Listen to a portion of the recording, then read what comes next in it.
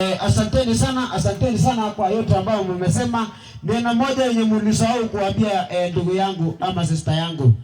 Abana bimia saa huyu ndugu yangu wakati ameenda kutafuta chakula. Abana bimia saa. Kwa sababu saa wakati mwingine anachelewa, si ndio? Alafu watakaa kama Kristina aliambia mzee yake utalala nje na umbwa kwa sababu umechelewa.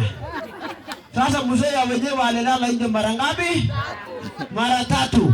Huyu hawezi lala nje kwa sababu ya agilogile kunuru armuren. Bwana Yesu asifiwe. Alafu kitu nyingine ni simu.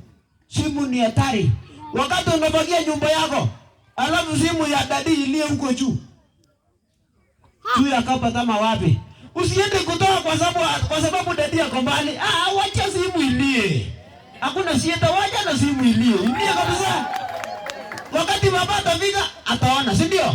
Wakati mwingine utashika simu mambo na haribika bure. Bwana Yesu asifiwe. So heshima muhimu ndugu yangu. Karibu beste. Wacha nipe huyu rafiki yangu huyu 1 2. Tumetembea sana na ndugu yangu. Thank you, welcome sir. Asante. Naomba bi harusi kuja na bwana harusi kidogo kwa dakika moja.